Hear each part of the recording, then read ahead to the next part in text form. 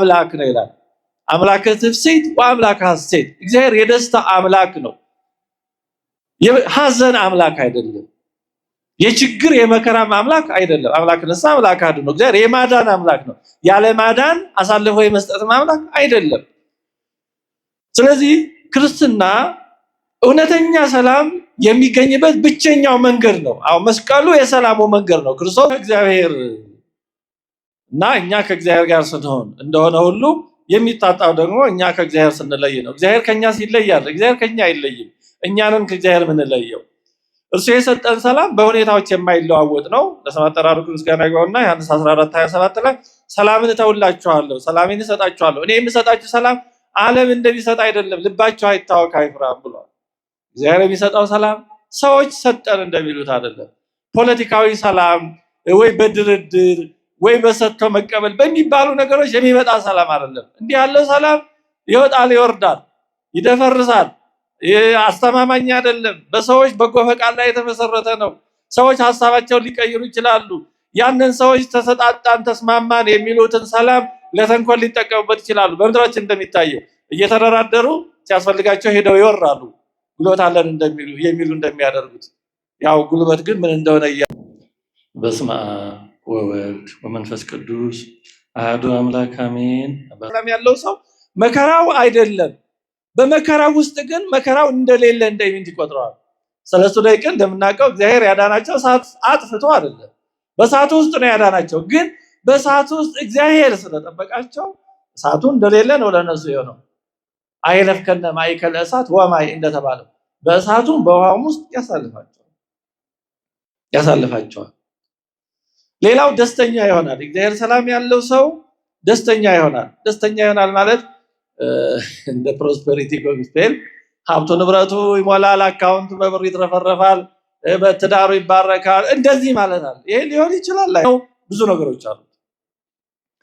እግዚአብሔር ራሱ የሰላም መልአክ ተብሎ ተጠርቷል። ሮሜ 16:20 ቅዱስ ጳውሎስ በመልእክታቱ መጀመሪያ ላይ ደጋግሞ ከሚናገራቸው የሰላምታ ቃላት የበረከት ቃላት አንዱ ጸጋና ሰላም ይብዛላችሁ እያለ ነው በጣም ደጋግሞ የተናገረው።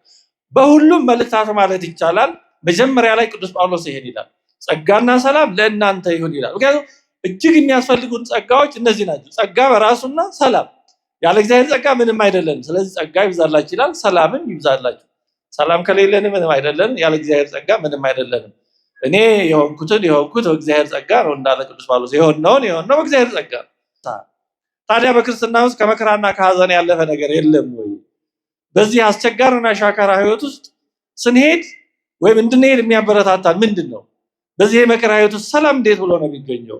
ክርስትና ወደ የሐዘንና የጭንቀት ህይወት ነው ወይ የሚመራን? አይደለም። ይሄ ለይቶ መረዳት በጣም አስፈላጊ ነው። አዎ የተጠራነው መስቀሉን ለመሸከም። በክርስትና ውስጥ መከራ አለ ብቻ ሳይሆን ህይወታችን ነው። አይነቱ መጠኑ ቢለያይም ግን ይሄ ግን ከሰላም የሚያርቅ ሳይሆን እንዲያውም ሰላም የሚገኝበት መንገድ ነው። ይሄ እንግዲህ ምስጢር ነው። ምስጢር ማለት በቀላሉ ማንረዳው በጣም ማሰብ የሚፈልግ ትንሹን ተረድተው ነው አብዛኛው የማይገባን ማለት ነው እንጂ ምስጢር ማለት የተደበቀ የተከለከለ ማለት ብቻ አይደለም። እንደዛ አለ አብዛኛው በክርስትና ምስጢር ሲባል የተከለከለ እንደዚህ አይደለም። በጣም ጥቂቱን ብቻ ከተረዳ ነው እንደ መሽታ ጥቂቱን እንደ መዓዛ እናሸተዋለን። አብዛኛውን ነገር ግን አንደርስበትም። ቀስ እየተባለ እየተኖረ እየታደገ በዛ መልኩ ነው መረዳት የሚቻለው። በዛም ተረድተን አንጨርሰው ነው። ምስጢር ሲባል እንደዛ ማለት ነው።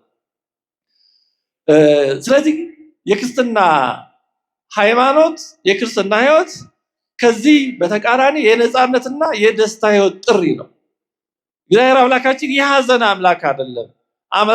አምላከ ትፍስሕት ወአምላከ ሐሴት ይላል የማክሰኞ ሊጦን ማለት ምስጋና ማለት ነው።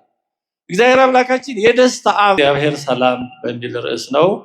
ስለዚህ የምንማረው እግዚአብሔር ስለሚሰጠው ሰላም ነው። ሰላምን የገዛው በመስቀሉ አልፎ ነው። በመስቀሉ መሄድ የግድ ነው። ይሄን ዘለው አንችልም።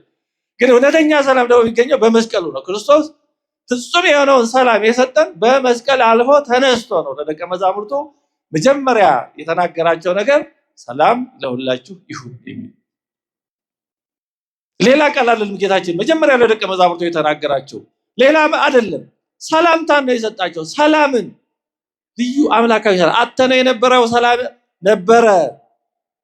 የሰው ልጅ ተለይቶ አጥቶት ሲቅበዘበዝ የነበረው ያን አምላካዊ ሰላም ነው። ክርስቶስ በትንሳኤው መጀመሪያ የሰጠው ያን ሰላም ነው። ሰላም ለሁላችሁ ይሁን። ሮሜ 14:17 ላይ የእግዚአብሔር መንግስት ጽድቅና ሰላም ነው ይላል። የእግዚአብሔር መንግስት ጽድቅና ሰላም ነው እንጂ መብልና መጠጥ አይደለም ይላል። በመንፈስ ቅዱስም የሆነ ደስታ እንጂ መብልና መጠጥ አይደለችም። ማለት በመብል በመጠጥ የሚገኝ አይነት ደስታ የሚታሰብበት አለ የእግዚአብሔር መንግስት። ያም የለም። የእግዚአብሔር መንግስት ሲባል ገና በሚመጣው ዓለም የምንጠብቀው ብቻ ሳይሆን አሁንም አረቦኑን የተቀበልነው ነው። የእግዚአብሔር መንግስት መቼ ትመጣለች ብለው ፈሪሳውያን ጌታን በጠየቁት ጊዜ የእግዚአብሔር መንግስት በመጠባበቅ አትመጣም፣ እነሆ በመካከላችሁ ናት ብሏል። የእግዚአብሔር መንግስት እዚህ አለች። እዚህ ያልጀመርነውን የእግዚአብሔር መንግስት ከሞትን በኋላ አናገኘው። እዚህ የተጀመረ ነው እዛ የሚቀጥለው። በትንሹ ታምናል በብዙ እሾምሃለሁ የተባለው ለዚህ ነው። በትንሹ መታመን እዚህ ያለ የእግዚአብሔር መንግስት መቅመስ ነው። ቤተክርስቲያን የእግዚአብሔር መንግስት ናት። ቅዳሴ የእግዚአብሔር መንግስት ነው። አሁን ቃሉን ስንሰማ በእግዚአብሔር መንግስት ውስጥ ነን።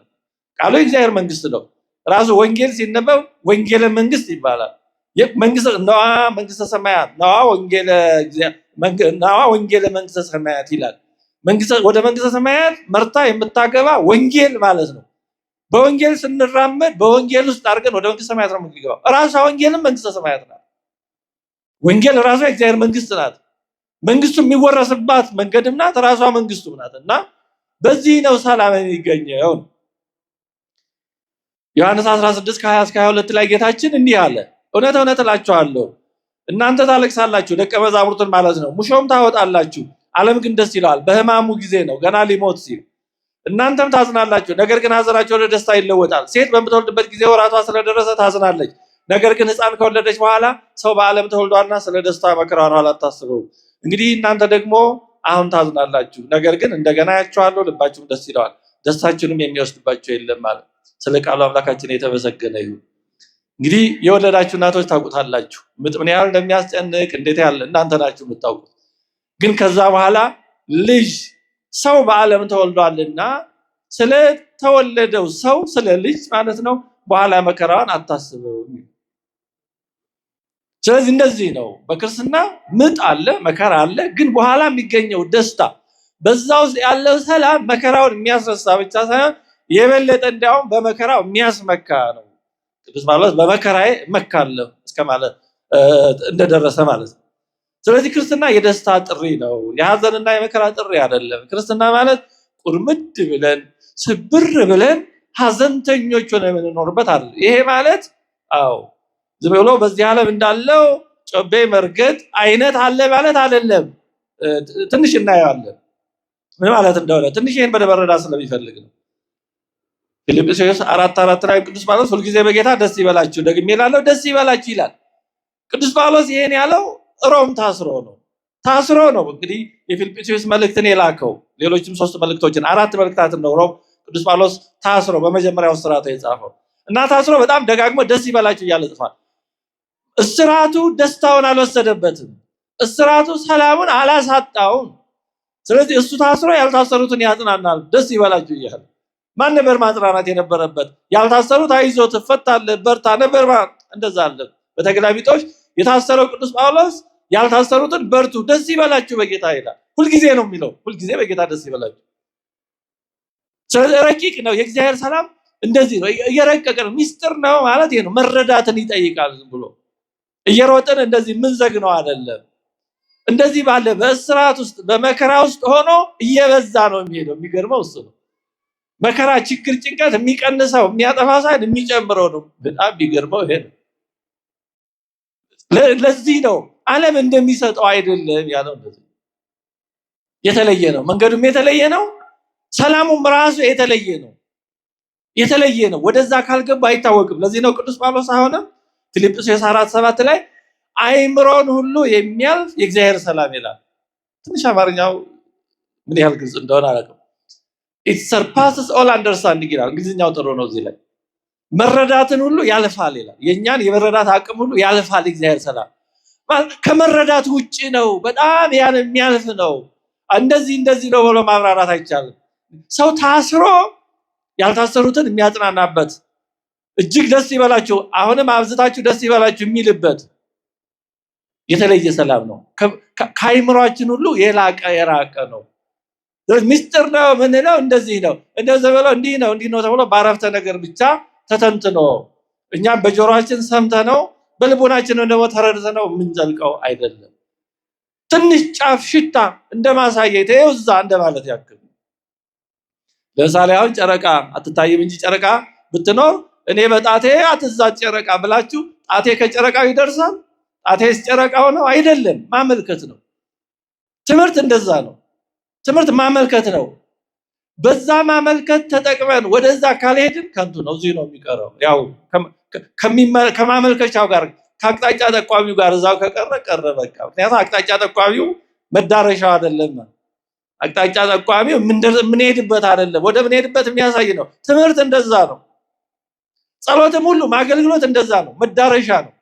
ጸሎቱን እንደ ፍጻሜ ይወስደን በቃ ይሄን ያህል ደገም ካልን ምንም ማለት መዳረሻ ነው። በዛ አይምሯችንን እንደ መሰላል ከፍ እንደ ሊፍት እንዲያወጣን ነው። ስለዚህ እግዚአብሔር ሰላም አይምሮን ሁሉ የሚያልፍ ነው፣ ከመረዳት በላይ ነው። እንግዲህ ሰላም ቅድም እንዳነሳነው እግዚአብሔር ስጦታ ነው፣ ልዩ ስጦታ ነው። ሰላምን የሰጠን በቤዛነቱ ነው። ሮሜ 5:1 ላይ ቅዱስ ጳውሎስ ክርስቶስ ሰው ሆኖ በተቀበለው መከራ ስጋውን ቆርሶ ደሙን አፍስሶ የሰጠን አንዱ ትልቁ ጸጋ ሰላም ነው። ስለዚህ ሰላም በክርስቶስ ቤዛነት የተገኘ ነው፣ እንዲሁ ዝም ብሎ በቀልድ የተገኘ አይደለም። ቆላስይስ 1:20 ላይ ወገብረ ሰላመ በመስቀሉ ሰላምን አደረገ ይላል። ስለዚህ እግዚአብሔር በእሱና በእኛ መካከል ሰላምን አደረገ፣ ሌሎችም ጋር ሰላም ሆነ። እሱ ከኛ ጋር ሰላም ስላደረገ ሰውና መላእክት፣ ነፍስና ስጋ፣ ሕዝብና አሕዛብ ይሄ ሁሉ ሰላም ሆነ። ቀድሞ የነበሩ የልዩነት ድንበሮች በሙሉ ፈረሱ፣ ተወገዱ። ቅድም እንዳነሳ ነው ጌታችን እንደተነሳ ለደቀ መዛሙርቱ የሰጣቸው ትልቁ ነገር ሰላም ነው። ለሐዋርያት ሰላምን ሰጣቸው፣ ለአባቶቻችን፣ ለእናቶቻችን ለቅዱሳት አንስት ደግሞ ደስታን ነው የሰጣቸው። ያ ሁለቱም በተለየ ሁሉም ለሁሉ ያስፈልጋል። ሰላምም ለእናቶቻችን ያስፈልጋል፣ ደስታም ለሐዋርያት አባቶቻችን ያስፈልጋል። ግን በጎደለው አንዱን በአንዱ ማድረግ ነው። አንዱ አለ። ለእናቶቻችን ለሴቶች የጎደለው ደስታ ነበር። ከሕያዋን ጀምሮ ሴቶች ሐዘንተኞች ነበሩ። ምክንያተ ሞት ሆናችሁ እየተባሉ ያው ያ ሐዘን ነበር በሴት ላይ። ምጥሽ ጻርሽ ሁሉ ይብዛ ስለተባለ በሴቶች ላይ ሐዘን ነበር። ስለዚህ ጌታችን ለቅዱሳት አንስት ደስ ይበላችሁ ነው ያላቸው። ደስ ይበላችሁ አላቸው። ደስታን ሰጠ። ስለዚህ ያ በሕያዋን ምክንያት የመጣ ሐዘን ተወገደ ማለት ነው። ለሐዋርያት ደግሞ ሰላም ሰጣቸው። ወደ ዓለም ሲሄዱ ብዙ መከራ ይጠብቃቸዋል ይገጥማቸዋልና በዛ ሁሉ እንዳይናወጹ፣ በዛ ሁሉ እንዳይሸበሩ፣ ወደኋላ እንዳይሉ፣ ይሄ ነገር አጥፍተን ይሆን ልክነን ይሆን ብለው እንዳይጠራጠሩ ሰላም የማይናወጽ ማንም የማይወስደው በማንም ፈቃድ የማይጨመር የማይቀነስ ሰላም ሰጣቸው። ስለዚህ ሰላም ክርስቶስ በሞቱ በሕማማቱ በትንሣኤው የገዛልን ውድ ንብረት ነው። እንደው በቀላል ዝም ብሎ የተደረገ አይደለም። ከሰማየ ሰማያት ወርዶ ያን ሁሉ ጉዞ ተጉዞ ወደ መቃብር ሁሉ ወርዶ በዛም 3 ቀን 3 ሌሊት ቆይቶ ተነስቶ የሰጠን ውድ ሀብት ነው። ውድ ሀብት ነው። ጌታችን ለደቀ መዛሙርቱም ቀድሞ እንደ ልምምድ ልኳቸው በነበረ ጊዜ ይሄን ቃል እንዲጠቀሙ ነበር የነገራቸው። ወደምትገቡበት ቤት ሁሉ አስቀድማችሁ ሰላም ለዚህ ቤት ይሁን በሉ በማለት እንዲጠቀሙ አዟቸዋል። ዛሬ ካህኑ ሰላም ለኩልኩም የሚለው ያን የክርስቶስን ሰላም ነው፣ ሌላ ሰላም አይደለም። ካህኑ የራሱ ሰላም የለውም፣ የክርስቶስን ሰላም ነው። ካህኑ የእግዚአብሔር አንደበት ነው እንደተባለው የክርስቶስን ሰላም ነው ዛሬ ካህኑ ሰላም ለሁላችሁ ይሁን የሚለው በዳሴው፣ በኪዳኑ፣ በጸሎቱ ያን የክርስቶስን ሰላም ነው ካህኑ የሚያመጣልን። ያን ሰላም ሰው ሆኖ መከራ ተቀብሎ ሞትን ድል አድርጎ አስታርቆ የሰጠንን የገዛልን ሰላም። ስለዚህ ክርስትና በዚህ ሰላም መኖር ነው። በዚህ ሰላም መኖር ነው። ይሄ ልዩ ሰላም ነው። ኢሳይያስ 57:10 ላይ ለክፎች ሰላም የላቸውም ይላል። ከዛ በፊት ኢሳይያስ 9:6 ላይ ክርስቶስን የሰላም ንጉስ ይለዋል። ንጉሰ ሰላም ክርስቶስ ምን ነው? ለዚህ የሰላም ንጉስ ነው ክርስቶስ። ስለዚህ የሰላም ንጉስ ስለሆነ ሰላምን መስጠት ይችላል። ንጉስ ነው፣ ያውቅበታል። አለውም መስጠቱንም ያውቅበታል። ሌላው ሰላምን የሚያሳጡ ነገሮች እና መፍትሄዎቻቸው ምንድነው ነው ትምህርታችንን ያዝ ለማድረግ። እንግዲህ ሰላምን የሚያሳጡ ነገሮች አሉ፣ ምናቃቸው ናቸው። ሰላም ከመንፈስ ቅዱስ ፍሬዎች አንዱ ነው። ሰላምን ማጣት ደግሞ የኃጢአት ውጤት ነው። ኢሳይያስ 57:21 ላይ ክፉዎች ሰላም የላቸውም ይላል። ክፉዎች ሰላም የላቸውም። በክፋት ማግኘት የማይቻለው አንዱ ነገር ቢኖር ሰላም ነው። ሰው በተንኮል ገንዘብ ሊያገኝ ይችላል፣ ስልጣን ሊያገኝ ይችላል፣ እንደዚህ ይቻል ይሆናል። ሰላምን ግን በክፋት ማግኘት አይቻልም በጭራሽ። ያሳድዳል፣ ያስራ፣ ያስጨንቃል፣ ከውስጥ ሆኖ እሾህ ሆኖ ይወጋል። በተመቻ አልጋ ሆኖ እንቅልፍ እምቢ ሊል ይችላል። ጥሩ ምግብ ተመግቦ ውስጥ ሰላም ምቾት ላይ ይሰማ ይችላል። ውስጥ ሰላም ከሌለ ሰው የትም ቢሄድ ደስተኛ ይሆን። በውጪ አማምሮ ለባብሶ ተኳኩሎ አጋጊጦ የሚታየው ይሄ መጋረጃ ነው። እንዲህ ያሉ ሰዎች በሰላም የሚኖሩ ደስተኞች ሊመስሉ ይችላሉ። ግን በሆነ አጋጣሚ ቀረብ ብለን እነሱም ደግሞ በውስጣቸው የተደበቀው ነገር ልባቸውን ከፈት አድርገው ቢነግሩን ውስጣቸው የተደበቀው አውሬ ሐዘን፣ ብስጭት፣ ውስጣቸው የታፈነው ብዙ ክፉ ነገር ቢገነፍል ራሱ ከባድ ሊሆን ይችላል። ግን ያን ለመሸፈን ያው ሰው መቼስ ለስንቱ ይነገራል፣ ለኃላፊ አግዳሚ አይነገር። ቢነገርስ ምን ይጠቅማል? እንደዚህ በሚል ሰው ሰላማዊ ደስተኛ መስሎ በፈገግታ በሳቅ ራሱን ለመሸወር ለማታለል ሊሞክር ይችላል። ያ ውስጥ ግን አለ የማያቋርጥ ጩኸት አለ። ዳዊት ልበ አምላክ አይድረስ ነውና ከበደለ በኋላ ሰላም አልነበረውም። መዝሙር 37:3 ላይ ከኃጢአቴ የተነሳ ለአጥንቶቼ ሰላም የላቸውም ይላል። ለአጥንቶቼ ራሱ ሰላም የላቸው። ኃጢአት የውስጥ ሰላም እስከ አጥንት ድረስ ሰርስሮ ይገባል። አጥንት ጅማት ድረስ ረፍት ይነሳል። ንዝንዝ ነው የሚያደርገው። ቃየን ወንድሙን ከገደለ በኋላ ለእግዚአብሔር ያለው ነገር ይሄን እውነታ በግልጽ የሚያሳይ አሳዛኝ ነገር ነው። ቃየን ለእግዚአብሔር ያለው እንዲህ አለ። ዘፍጥረት 4:13-14 ላይ ቃየንም እግዚአብሔርን አለው ኃጢአቴ ሊሸከማት የማልችላት ታላቅ ናት። እነሆ ዛሬ ከምድር ፊት አሳደድከኝ፣ ከፊትህ እሰወራለሁ፣ በምድርም ላይ ኮብላይና ተቀበዝባዥ ይሆናለሁ፣ የሚያገኘኝም ሁሉ ይገለኛል። እንዲህ ከመሆን ይሰውራል። ተጨነቅ። ኃጢአቴ ሊሸከማት የማልችላት ኃጢአት እንደዚህ ነው። አስቀድመው ሊሰሩ ሲሉ ደስ የሚል ይመስላል። የሆነ ግብ አሳክቶ ከዛ በኋላ የፈለግነውን አግኝተን ደስ የምንሰኝ ይመስላል። ግን አይደለም። ይኸው ቃየን አስተማረን። ሞኝ ከራሱ ብቻ ሊማር ይፈልጋል ይባላል። ብልህ ደግሞ ከሌላ ይማራል። እሳት ራሱን ካላቃጠለው በቀር የማይማር ሰው የጅል መጨረሻ ነው። ሁሉን ነገር በራስ መማር ስለማይቻል እና የተጻፈው ለዚህ ነው። እና እንዲህ ያለ ኃጢአት ምድሩ ሁሉ ጭንቅ ጥብብ እንድትል ያደርጋል። ቀኑ ጨለማ ይሆናል። ሰው ሁሉ ያስፈራል እንዳውሬ። ለዚህ ነው ቃየን ያየኝ ሁሉ ይገለኛል ስላለ። ያኔ እኮ ጥቂት ሰው የነበረው ገና 10 ይሞላል ያኔ የነበሩት ሰዎች ግን ያየኝ ሁሉ ይገለኛል። ኃጢአቱ ነው የሚያሳድደው፣ ሰው አይደለም። ኃጢአቱ ነው የሚያሳድደው እንጂ ሰው ኑሮ አይደለም። እናትና አባቱና እንዲሆኑ የነበሩት ያኔ። ስለዚህ ሰላምን የሚያሳጣው ክፉ ስራ ነው፣ ኃጢአት ነው። ከዚህ ዓለም ምኞትና ፍላጎት ወይም እነዚህን በማርካቱ ሰላም አይገኝም። በጭራሽ ሰላም እንዲህ ባለ ነገር አይገኝም።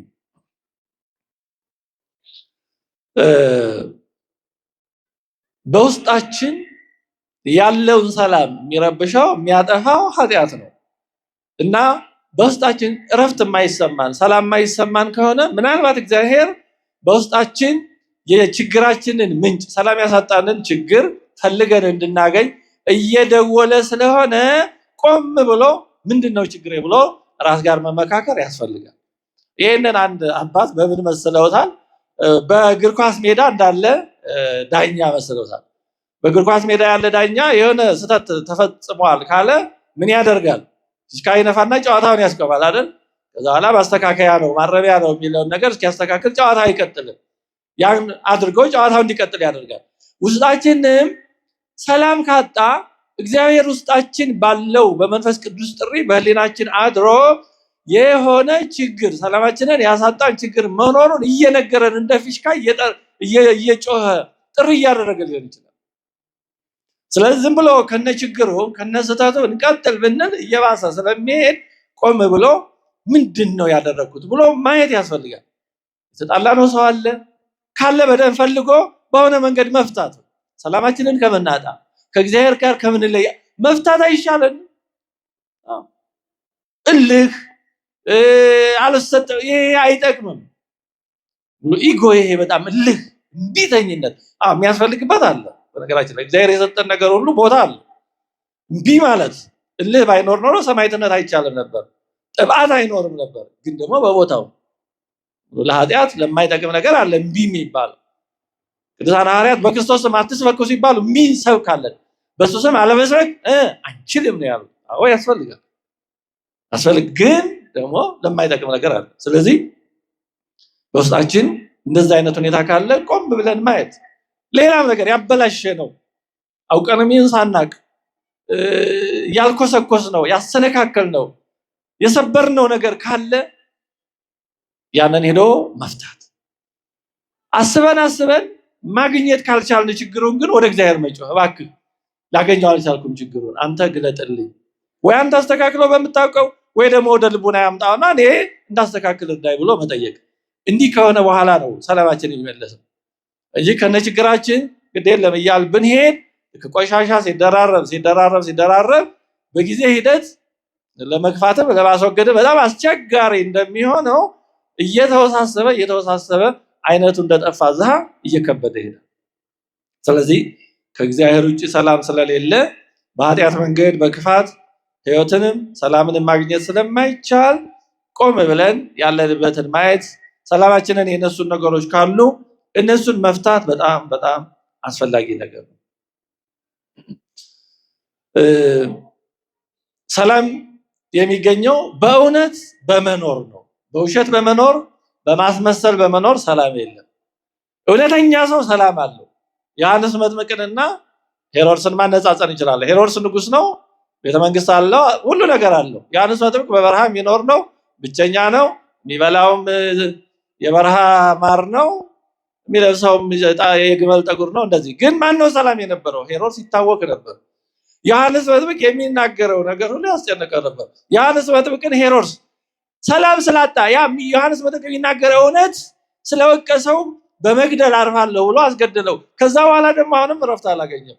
ስለ ክርስቶስ ተአምራት ሲሰማ ወይኔ ያስገደልኩት ዮሐንስ መጥምቅ ተነስቶ ይሆናል ብሎ ፈራ። ያስገደለው ሰው እንኳን ተነስቶ ይወቅሰኝ ይሆናል ብሎ ይሄን ያህል ነው ክፋት የሚያስፈራ።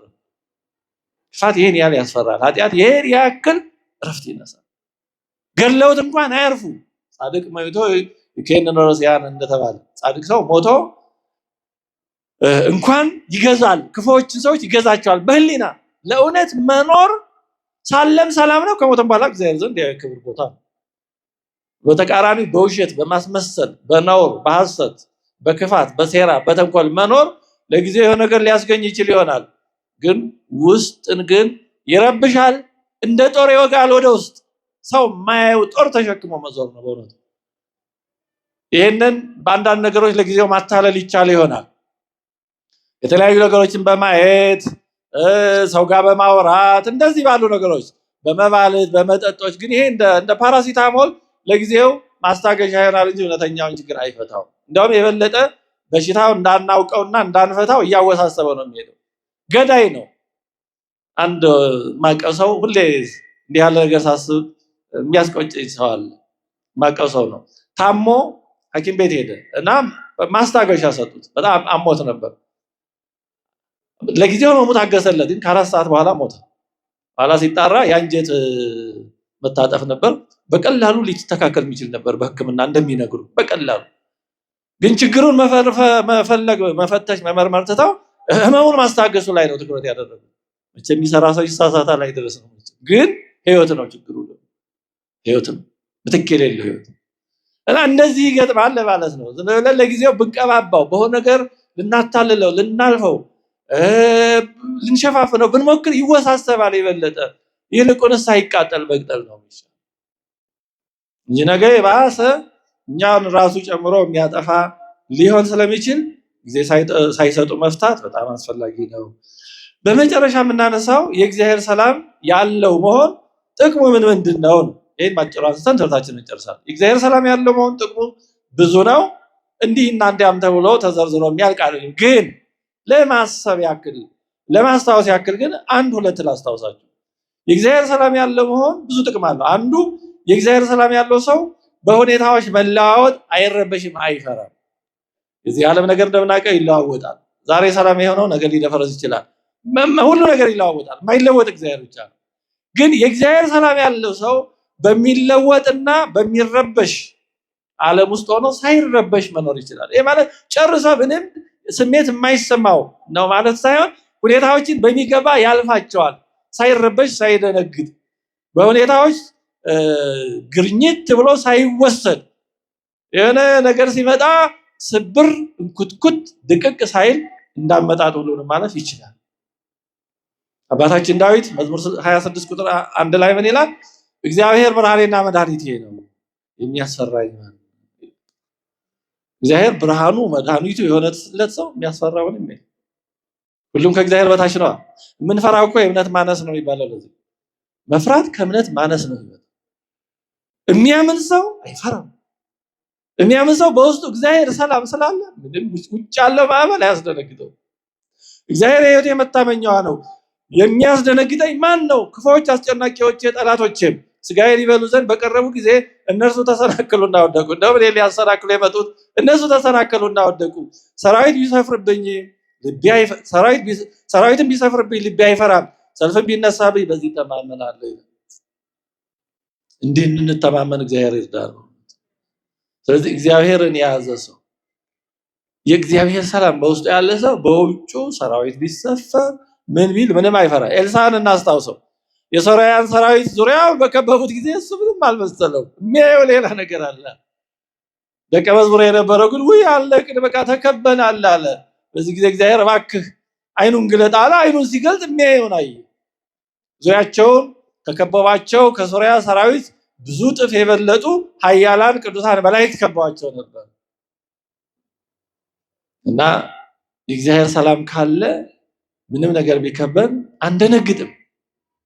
አሁንም ዳዊት በመዝሙር 45 ላይ ከቁጥር 1 ጀምሮ አምላክነሰ ኃይልነ ወፀወነነ ወረዳኢነ ውእቱ ለምንዳቤነ ዘረከበነ ፈድፋደ በእንተዝ ኢንፈርህ ለእማ አድለቅለቀት ምድር ወለእመኒ ፈለሱ አድባር ውስተ ባሕር። የሚገርም ነው በእውነት አምላካችን እግዚአብሔር ረዳታችን ኃይላችን ነው አለ። ከዚህ የተነሳ ምድር ብትናወጥ ተራሮችም ወደ ባህር ቢወሰዱ አንፈራም።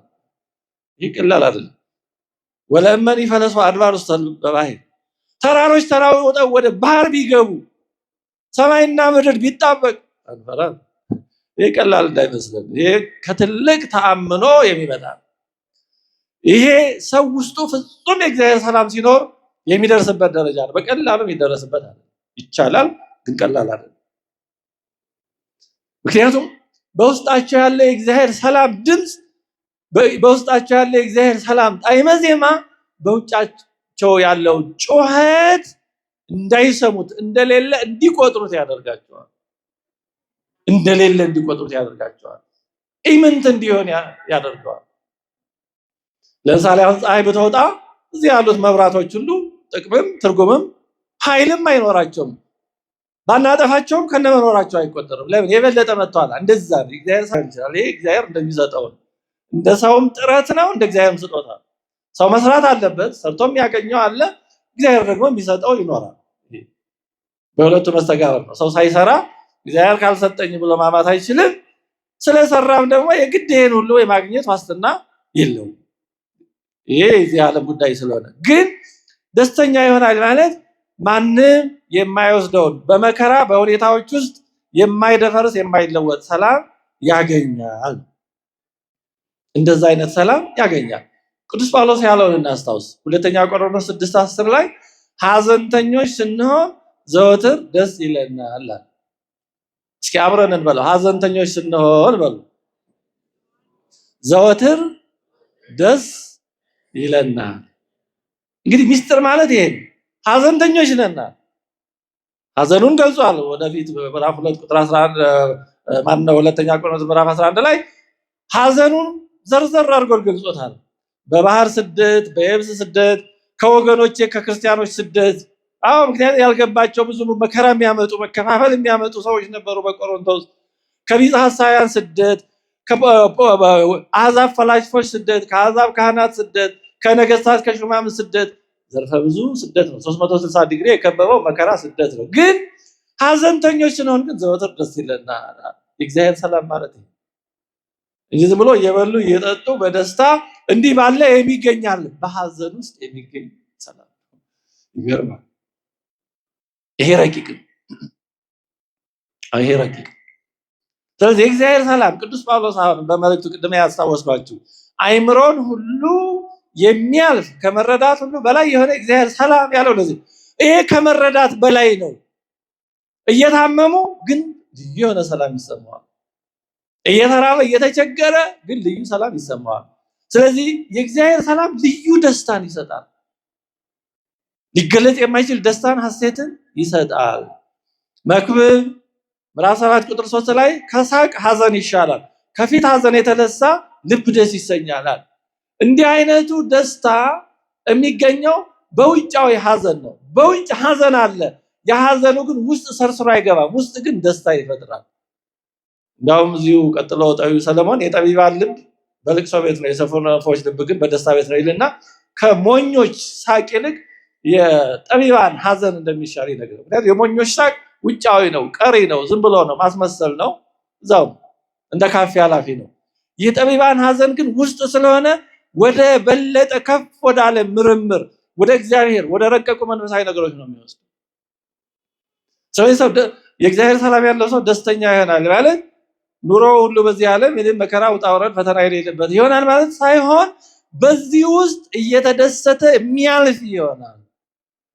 በዚህ ውስጥ ከክብር ወደ ክብር የሚሸጋገር በዚህ ውስጥ ዘወትር ደስተኛ የሚሆን ይሆናል። በዚህ ረገድ ክርስቲያን ሙሴ ያያትን ዕፀ ጳጦስን ይመስላል። ዕፀ ጳጦስ እንደምናስታውሰው በእሳት እየተቃጠለች ግን ቅጠሎቿ አልተበሉም፣ አልጠወለጉም፣ መልኳም ውበቷም ለቤላቤዋም አልደረቀም፣ አልተቃጠለችም። ግን እሳቱ ደግሞ ይነዳል። ክርስቲያን እንደዛ ነው። የእግዚአብሔር ሰላም በውስጡ ያለ ሰው በውጭ መከራ ውስጥ ይኖራል፣ እንደየአቅሙ፣ እንደየጸጋው፣ እንደየስጦታው፣ እንደየጥሪው። ውስጡ ግን የእግዚአብሔር ሰላም አለ። ውስጡ ግን አይናወጽም። ውስጡ ግን ደስተኛ ነው። ሀዘንተኞች ስንሆን ዘወትር ደስ ይለናል ያለው ለዚህ። ስለዚህ የእግዚአብሔር ሰላም የሚሰጠው ደስታ እንደዚህ እንደ ዕፀ ጳጦስ ነው። እሷን እናስብ። እንደ ኖህ መርከብም ነው። በኖህ መርከብ በውጯ ውሽንፍር አለ፣ ከታች የሚፈልቀው የፈላ አለ፣ ከላይ የሚወርደው አለ፣ ጥፋት አለ፣ ሞት አለ፣ ማዕበል አለ። ውስጧ ግን ሕይወት አለ። ከእግዚአብሔር ጋር የሚኖር ሰው እንደዚህ ነው፣ ደስተኛ ይሆናል። የእግዚአብሔር ሰላም ይጠብቀዋል ሲባል እንደዚህ ነው። የተለየ ዓለም ይፈጥርለታል። ከመከራው ውጪ ያደርገዋል ማለት ሳይሆን በመከራው ውስጥ ልክ እንደ ኖህ መርከብ ይሻገራል። እንዲያውም ያ የጥፋት ውሃ ክፉዎችን ሲያጠፋ የኖህን መርከብ ከፍ ከፍ ነው ያደረጋት በውስጧ ከያዘዎቹ ጋራ ማለት ነው። እና እንደውም አበው ኖህ ገነትን ተሳለማት ይላሉ። ከምድር ከፍ ስላለ ውሃው ወደ ተራሮች ሁሉ ስለወጣ መርከቧ ከፍ ብላ ገነትን ተሳልማታለች። እዚህ መከራው የእግዚአብሔር ሰላም ያለውን ሰው ከእግዚአብሔር የሚለየው ሳይሆን እንዲያውም ወደ ላይ ወደ ገነት ያወጣዋል። ሚስጥር ነው፣ ረቂቅ ነው፣ አይምሮን ሁሉ ያልፋል የሚባለው ለዚህ። ቅዱስ ጳውሎስና ሲላስ በእስር ቤት የፈጸሙትም ይሄንን ነው። ቅዱስ ጳውሎስና ሲላስ ተገርፈው ተደብድበው ታስረው ነበር። የሐዋርያት ሥራ ምዕራፍ 16 ከቁጥር 22 ከ26 ላይ እንዲህ ይላል። ሕዝቡም አብረው ተነሱባቸው፣ ገዢዎቹም ልብሳቸውን ገፈው፣ ቅዱስ ጳውሎስና ሲላስ ልብሳቸውን ገፈው በበትር ይመቷቸው ዘንድ አዘዙ። ራቁታቸውም በበትር መቷቸው። በብዙም ከደበደቧቸው በኋላ ሰው ጨካኝ ነው አይድረስም። በብዙም ከደበደቧቸው በኋላ ራቁታቸውን ነው በበትር በዱላ የደበደቧቸው። ወደ ወህኒ ጣሏቸው። የወህኒውንም ጠባቂ ተጠንቅቆ እንዲጠብቃቸው አዘዙት። እርሱም የዚህን አይነት ትእዛዝ ተቀብሎ ወደ ውስጠኛ ወህኒ ጣላቸው። እግራቸውን በግንድ አጣብቆ ጠረቃቸው። መጠረቅ ታውቃላችሁ? ጭንቅ አድርጎ ማሰር ማለት። እግራቸውን በሰንሰለት እንደዚያ እንዳይንቀሳቀስ አድርጎ። እንዴት ይጨንቃል! ተራቁተው በበትር በደንብ አድርገው በኃይል ተደብድበው ወደ ውስጠኛው እስር ቤት። እንግዲህ እስር ቤት ብዙ ክፍል ይኖራል። ወደ ውስጥ ወደሚያስጨንቀው ማለት ነው፣ ብርሃን ምናምን መስኮት ወደሌለበት እዛው አስገብተው እዛ ደግሞ እግራቸውን ጭንቅ አድርገው አስጨንቀው ጠርቀው አሰሯቸው። አንዱ ለአንዱ ያለ ክፋት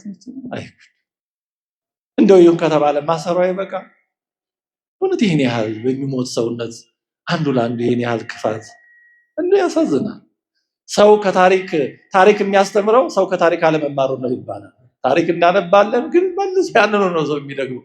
ምናሳዝነን ባንድ በኩል ይቀጥልና በመንፈቀ ሌሊት ግን ጳውሎስና ሲላስ እየጸለዩ እግዚአብሔርን በዜማ ያመሰግኑ ነበር።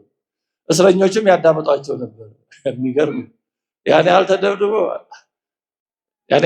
አይደለም። አሁን እንደው በጥፊ እንኳን ሁለቴ ብንመታ ብስጭቱ እንደው እንቅልፍ ያስይዘና እንኳን ለማመስገን የእግዚአብሔር ሰላም ይሄ ነው ልዩነቱ። በውጭ ነው ድብደባው፣ ያው ውጭ ነው። የውስጥን ሁኔታ የውስጥን ደስታ አይወስድ። በዜማ ያመሰግኑ ነበር፣ እስረኞችም ያዳምጧቸው ነበር። ድንገትም የወህኒው መሰረት እስኪናወጥ ድረስ ታላቅ የምድር መንቀጥቀጥ ሆነ። በዚያን ጊዜም ደጆች ሁሉ ተከፈቱ፣ የሁሉ እስራት ተፈታ። እግዚአብሔር አምላካችን ስለ ስሙ የተመሰገነ ይሁን። ስለዚህ የእግዚአብሔር ሰላም እንደዚህ ነው። በመታሰር አይወሰድም፣ በመደብደብ አይወሰድም፣ በመገፋት አይወሰድም፣ በመጠላት አይወሰድም። አይምሮን ሁሉ የሚያልፍ እግዚአብሔር ሰላም ማለት ነው።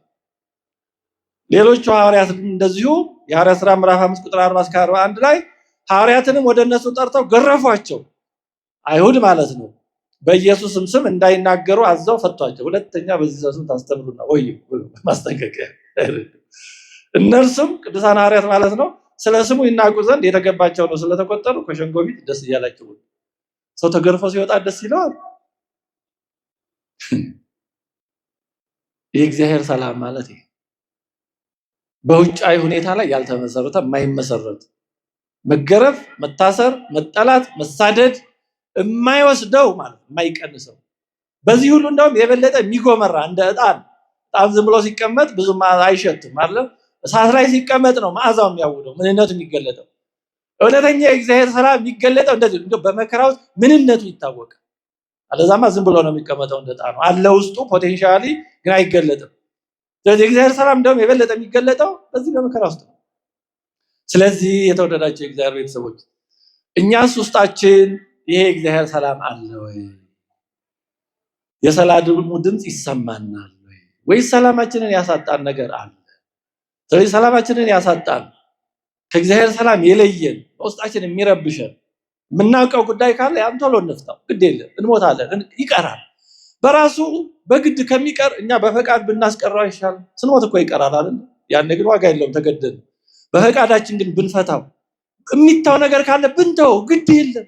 ሰው ስንት ነገር ይተዋል እኮ። አዎ ስንት ነገር ይተው የለም።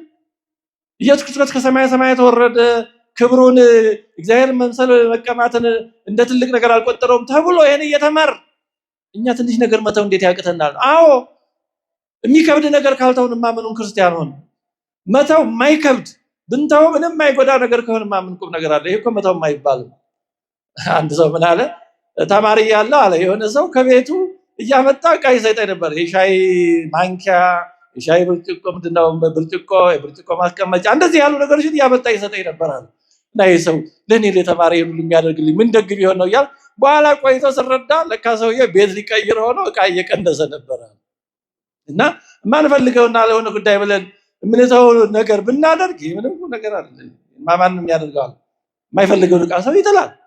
ግን በራሱ ለመተው የማይመች የሚከብድ ያን ነገር ስለ እግዚአብሔር ብለን የእግዚአብሔርን ሰላም ለማግኘት ብለን ብናደርገው እግዚአብሔር ሰላሙን አብዝቶ ይሰጠናል።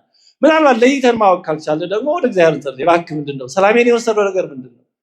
ወይ አንተ በምታውቀው ፍታልኝ፣ አለዛ ደግሞ እባክህ በውስጥ ያስታውሰኝና እንድፈታው ኃይሉን ብርታቱን ስጠኝ እንበል። እግዚአብሔር አምላካችን አይምሮን ሁሉ የሚያልፍ ማንም የማይወስደው የማይቀማው የሆነውን እውነተኛውን የእሱን ሰላም ለሁላችን የሚያድለን የወንድማችንን ነፍስ በቅዱሳን አጠገብ እቅፍ ያኑርልን። አሜን።